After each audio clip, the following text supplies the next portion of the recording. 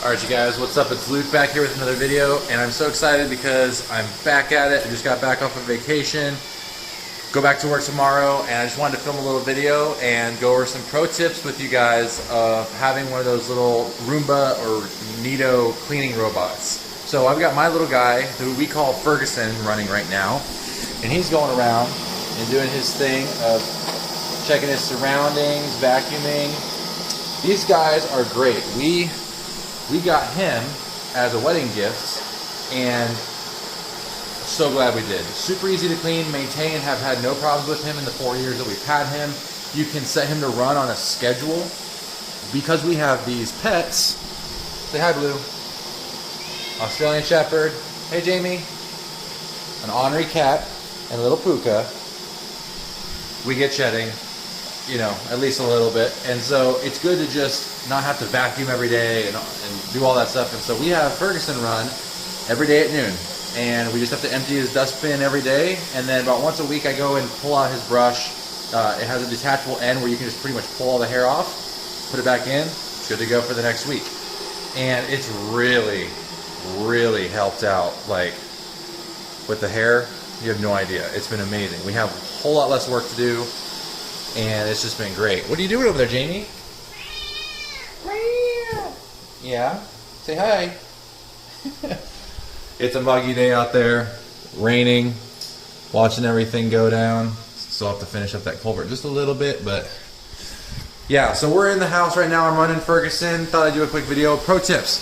When you have him, or she, whichever one you've got running, when you have one of these automatic robots running around, you do want to have the house ready, because generally you'll want to run it when you're not at the house. I went ahead and did it just because we've been cooped up a little bit longer because of the rain, and the dogs have been more spread out. There's a little bit more hair. I don't have to go around picking it all up. So I'm just having him run again, just to help with the hair.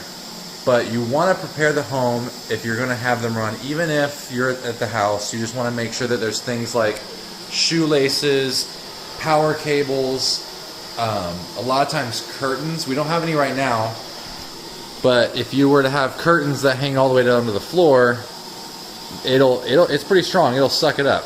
Now on our guy, he comes in two modes that you can change between. There's Eco and Turbo.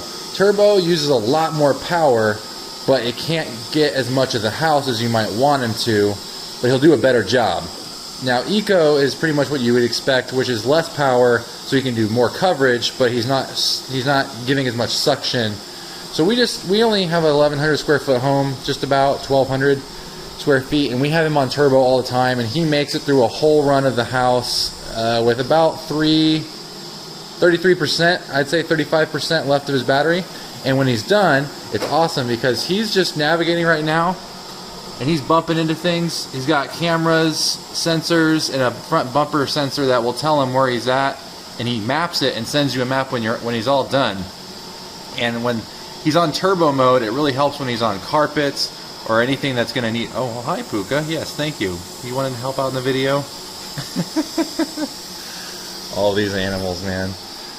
So, but the cool thing, too, about him is that you'll see on his back, he's got these two little prongs, or bars, and he'll find his way back to his little charging station. You just plug it in, set it up next to a wall.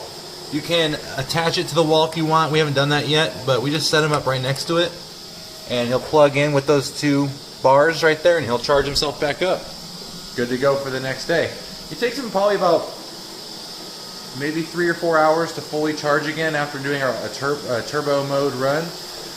But yeah, tips and tricks. Just keep your floor clean and clear of anything that you think would get sucked up. Larger items that a more powerful vacuum could get, maybe want to pick those up. Like if you got chunks of dirt or something, or like a larger objects, I would pick those up. But he's really good at getting hair, dust, sand, anything that you would usually sweep up that's a smaller, finer item. He does a really good job of. So here's an example of what it looks like after I emptied his dustbin from us with animals. So he does a really good job. It's real compacted in there. I know it's gonna look weird to show y'all this, but you know, it gets it all, and it pushes it all together, and and these mats. Ugh. But it even gets to the fine dust particles, and there he is. There you have it. So we named our guy Ferguson. You can pick them up for around $200 to $400, depending on our brand that we have is called Neato, Neato.